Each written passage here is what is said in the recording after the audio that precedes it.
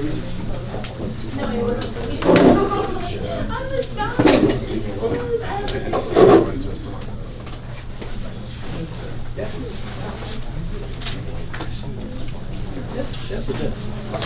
that a new jacket too? What? New jacket too? Yeah, I got it for Christmas. Just wear it periodically. Haircut, new jacket. Change the look around.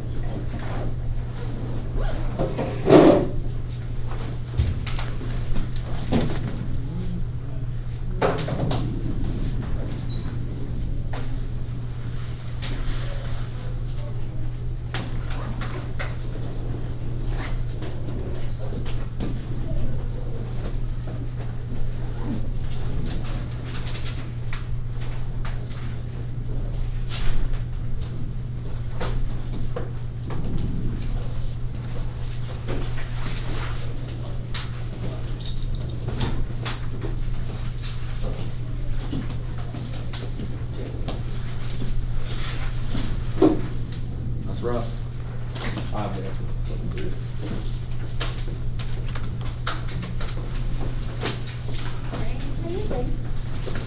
Oh shit, right now. I'm gonna give you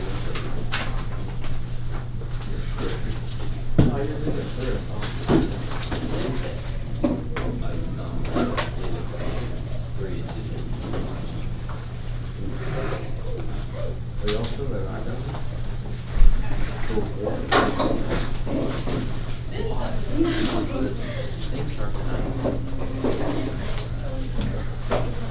Why didn't you give me the papers, huh? What? How disrespectful. When are we gonna do the test? Not that I wanna do it, but you know, I don't have a date so I can be prepared. What? It just has to be determined. That's scarier than an actual date.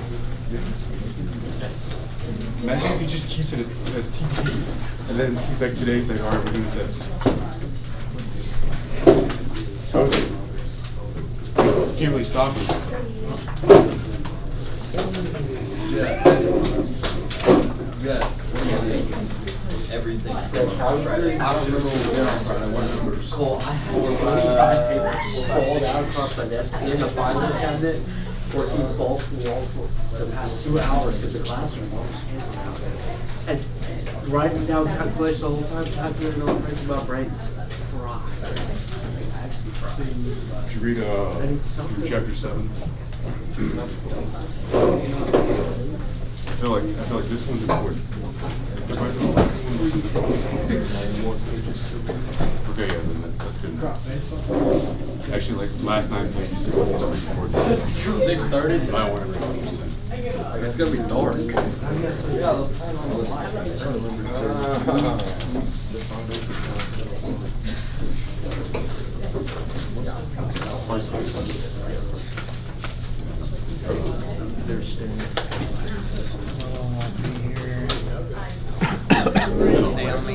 It's like, so chapter 4 talks about his job, right? What he works for. Chapter 5 talks about. I did. Was it?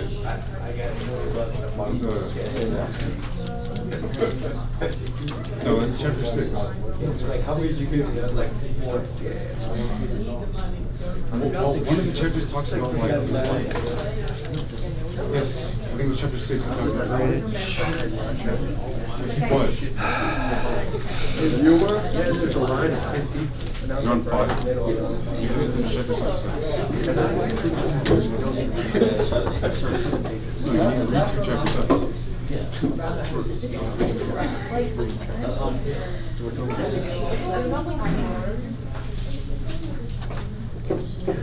I'm checking.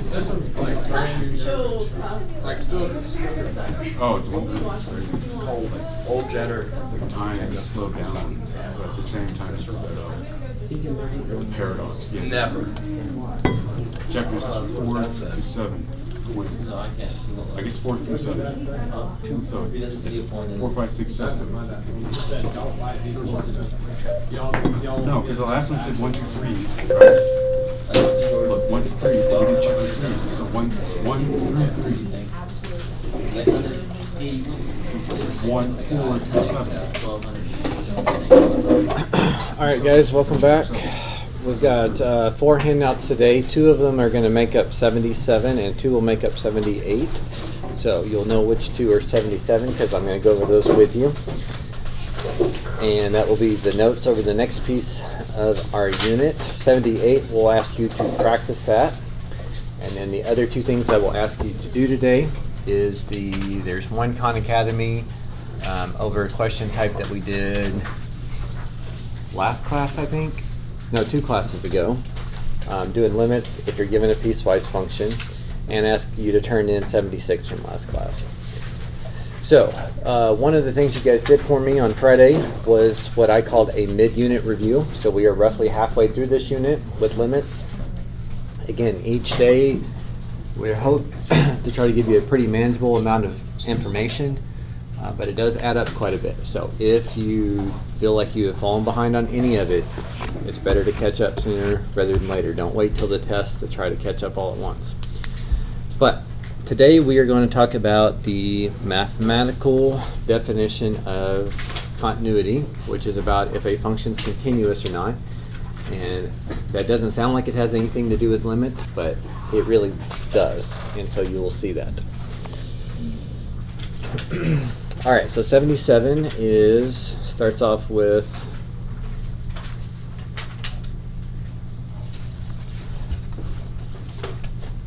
this one. This is 77.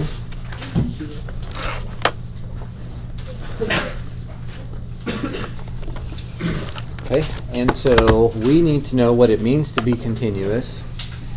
When is something not continuous? And how can we express that mathematically? So, before I just come out and say, here are the 3 things that have to be true for a function to be continuous, the front page here is more of a discovery, just yes or no questions, and then trying to think about why or why not, so that we kind of get pushed into the definition of being continuous before you're just told what it is. But on this one, there are, I don't know, I know your paper's kind of, you can't zoom in like I can, but those 2 are supposed to be holes, so you might emphasize that a little bit more. But the first question is, do you think the function is continuous at x equals -2? So to be continuous means that there's no breaks in the graph. Generally, breaks are going to be like asymptotes, vertical asymptotes, or holes. At x equals -2, this is a nice, connected, smooth piece of function. So I think it's pretty easy to say yes to this. But question 2 wants you to dig a little bit deeper. If a function is continuous, like x equals -2 is, does that mean that the limit must exist at this point? So what do you think? Well, what does it mean for a limit to exist?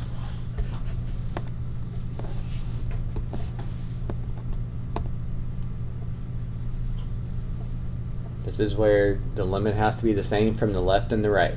I know you guys know that, but if that's not coming to you, that's what I'm talking about, how this stuff kind of builds up. If it's approaching the same number from the left and from the right, that's a good sign that it's all nice and connected. So I would say yes. The limit has to exist for it to be continuous. We'll look at a counterexample in a minute. So if that doesn't seem right to you, you'll see why it has to be the same in a minute.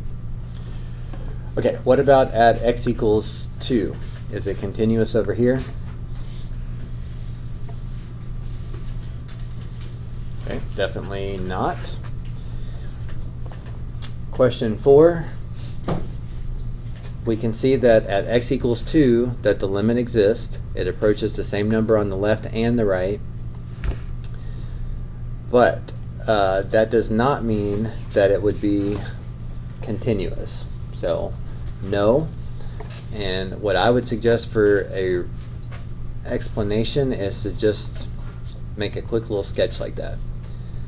I'm going to refer to x equals a lot today, just a generic generic x value a, so that way you don't think that we're talking about something specific.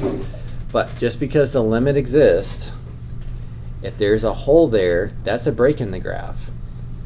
So you need the limit to exist for it to be continuous, questions 1 and 2, but just because the limit exists, just because it approaches the same number on the left and the right, does not mean that the function is continuous there.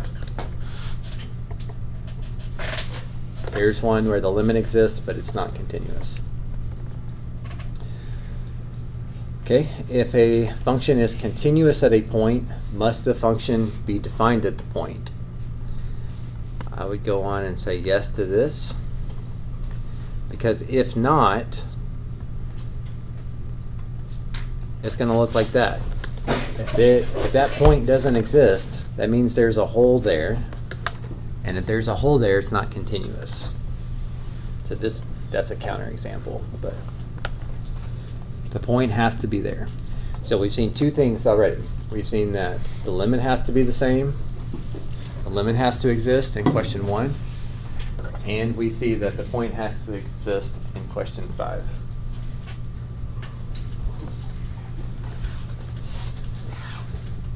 Okay, looking up above, do you think it is continuous at x equals 1? Okay, I agree, there's a break in the graph, but notice x equals 1 exists. It's just way up here. So, kind of like questions 1 and 2 versus 3 and 4, your limit needs to exist to be continuous, but just because the limit exists doesn't mean it's continuous. Question 5, the point's got to be there to be continuous, but just because it has a point,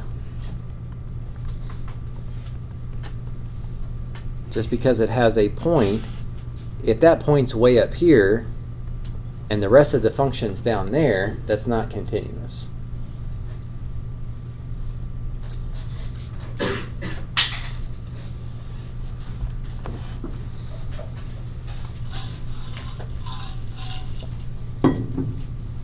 Okay, so looking at questions 1 and 2, kind of informal, and then we'll write it more formally on question 9.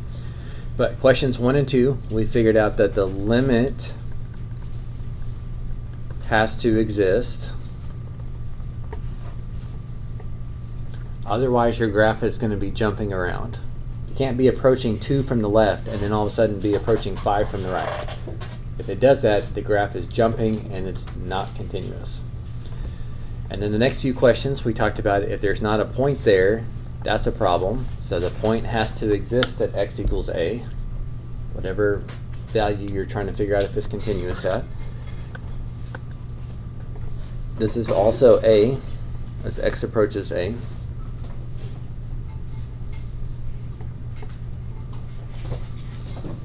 And then this last one's probably the hardest one to see. Just because the limit exists, like this example does, just because the point exists, we can see this is still not continuous. So the last part is the limit, whatever it's trying to approach from the left and the right, has to be the same, equal to this point. This point can't just be randomly up here. If you want it to be continuous, it's got to be equal. It's got to be in the right spot. It's got to be plugged in down there. So those are the 3 things that have to happen. So to say that slightly more formal, I think this might be on your next page, but for the limit to exist, it has to approach the same thing from the left and the right. To make sure there's not a hole there, we need to make sure that there's a point at that x value. And not only should it have the point, Not only does it have to approach the same number from the left and the right, but that point has to be equal to the limit. The point's got to be plugged into the right spot. So the limit has to be equal to the point. Now, I would be very surprised if either directly or indirectly we did not ask you to state those three parts on your next test. That's very important. In fact, stating those three things is often something that the calculus AP exam asks us to do. Now, to try to drive home this a little bit more so you're not just memorizing these, again, I could have just told you what those three were and we could have just moved on.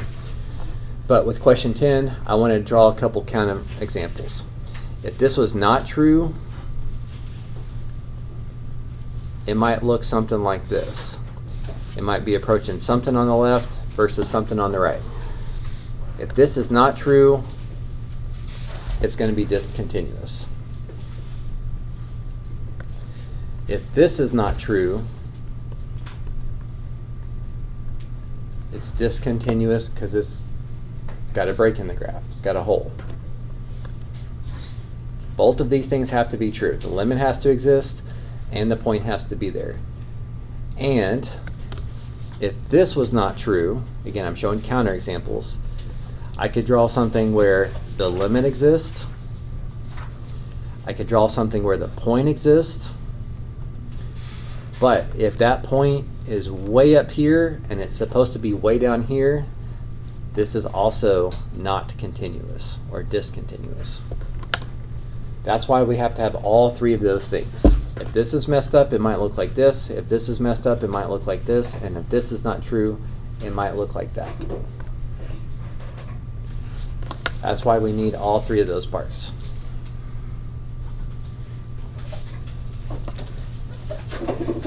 Okay, so we're going to practice a little bit of stating that definition today. But before I do that, we also need you to know the different types of discontinuity, and there's three of them that you need to be aware of. The first one is called jump discontinuity. This one's mostly intuitive to students because it's where the graph jumps, like at x equals 1 and x equals 2. Infinite discontinuity is also mostly intuitive for students. That's where your graph goes to infinity or negative infinity. It's a vertical asymptote. So for this problem, x equals 4. So the name kind of gives you a hint about what you're supposed to be looking for. But this one you need to add a little bit too. This one is not intuitive to students, and this is going to be the one that you forget on the test if you don't look back at this. Removable discontinuity is when you have a hole in the graph. Now again, I know that yours is kind of scrunched up here, but there's supposed to be a hole at x equals -2. So I guess it would be nice if they called it hole discontinuity, but it's called removable discontinuity. And whether that's a hole like this, or if it was a hole and their point was somewhere else, that would still be considered removable. So when the graph's jumping, jump discontinuity. When the graph goes to infinity and negative infinity, it's infinite discontinuity. And if you have a hole, it's referred to as removable. So that name doesn't match. The name doesn't give you a hint on that one. So I would suggest you put a star by that. The next one, you don't really have to know oscillating discontinuity. In fact, even AP calculus students don't have to know this one. But if you have a function that zigzags back and forth fast enough, if it oscillates quick enough, that's considered a dis-type continuity too. You're welcome to put a big X through there. I just want you to know that that's a thing. But if you continue on and go on to maybe around Cal 3, I think maybe that would come up. But it is possible to have other types of discontinuity. All right, and then finally, we're going to look at some examples that kind of pulls all of this stuff together. So knowing what it means to be continuous, being able to justify why it's continuous or not continuous, review some of our limit stuff, review some of our piecewise function stuff. But some years in calculus, when we get to our first test, which is usually all of this stuff, but we have to do it much quicker in calculus, we like to give released FRQs that are asked on real AP exams, but that early in the year you don't know enough calculus to do that. So we often give something like this as a first FRQ of the year, where we would ask you to graph a piecewise function, maybe answer a couple limit questions, and maybe be able to answer whether it's continuous at a point, and being able to mathematically justify why you think it's continuous or not continuous. So we talked about piecewise functions the other day. We didn't graph them, but we talked about how to read them. It's basically the same thing. The top part of this needs to be negative x squared, which is just x squared flipped over the x-axis. But we got to keep in mind what this restriction says. It's only negative x squared when x is equal to 0 or less than 0. So we should only keep that piece of the top function.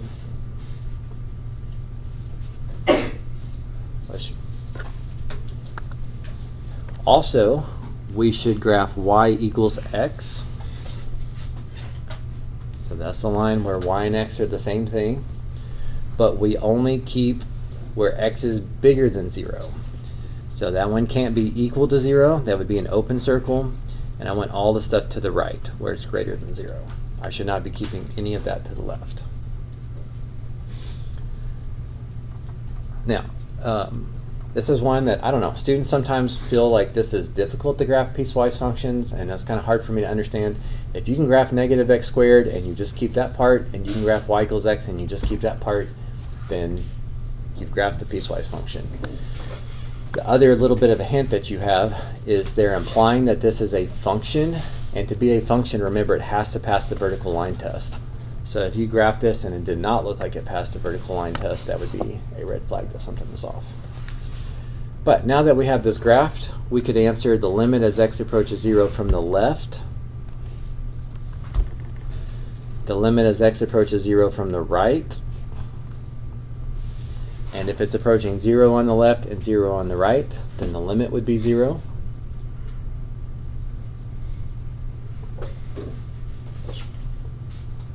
But the one I'm really interested in is part D. Do you think this function is continuous at x equals 0?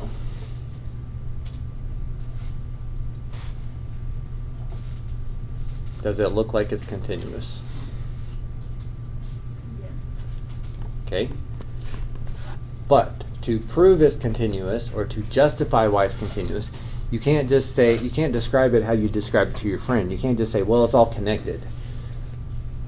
We need to be able to explain it in a mathematical sense. So to prove no, I just need to state one of those three things that's messed up. To prove yes, I need to state that all three of those parts are true. So notice the limit as x approaches 0 exists. I said it right here in part C.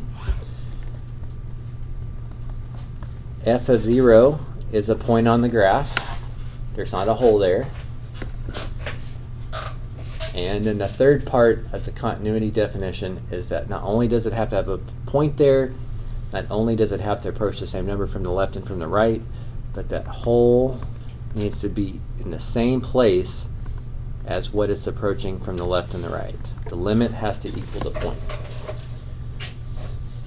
And again, to explain how you know it is continuous, that's the only way, is to state all three parts of the definition. All three parts of those are true. Okay, we only need to look at one more, because I accidentally put the other one on there twice, and then the last question we can worry about another time. But just to say all these things one more time,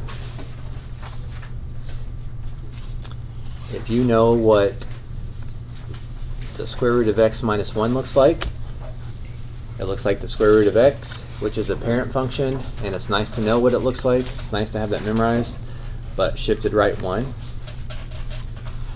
And then just make sure that you're only keeping it where x is equal to 1 or bigger than 1, which in this case was the whole thing. The rest of the time, when x is less than 1, the graph is supposed to be negative x minus 2.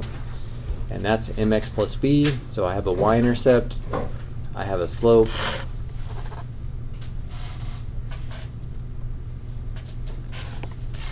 but again, make sure that you only keep it when x is less than 0, or less than 1. So, it can't be equal to 1, open circle. It can be less than 1 to the left, but I should not have the stuff to the right. It's a function, which means it's better past the vertical line test. Any vertical line I draw should hit my graph at most once.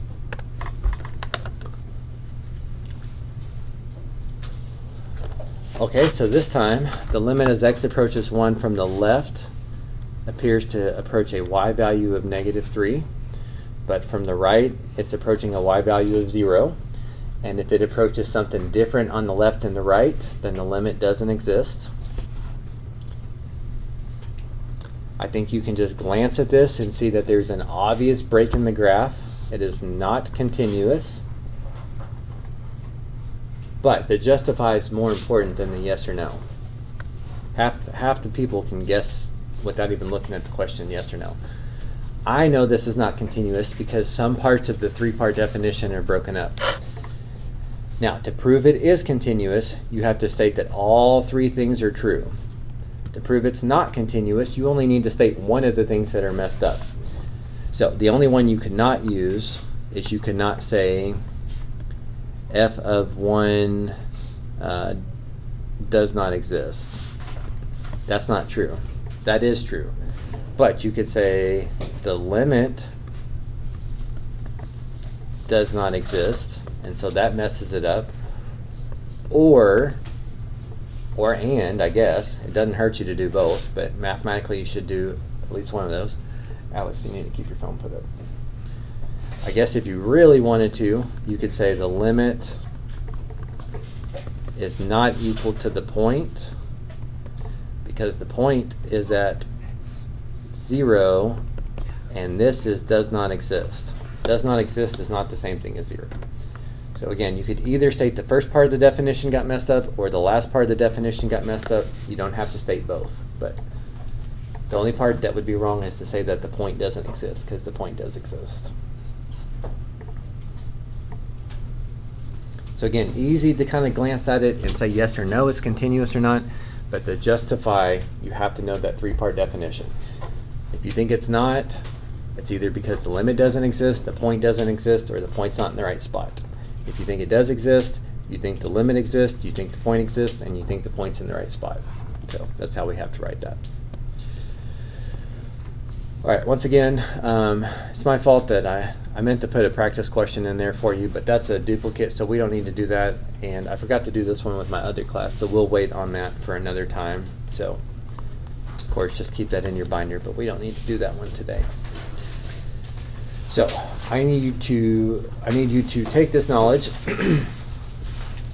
The other two handouts you guys picked up today are 78, and there should be pretty quick questions, but if you don't read the directions carefully, you might have to restart.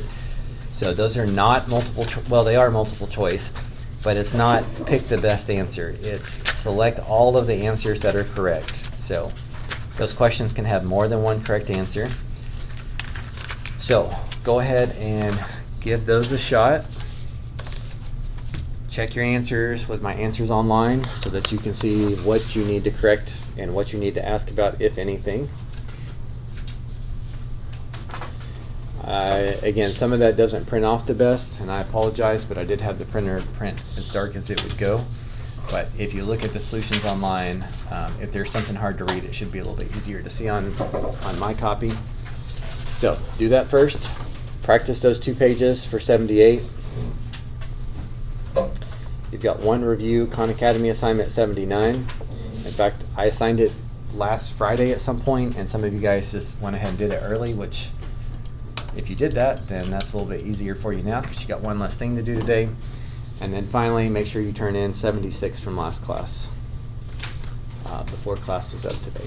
So go ahead and get started there. Let me know if you have any questions about what you need to do today. And let me know if you have any math questions I can help with.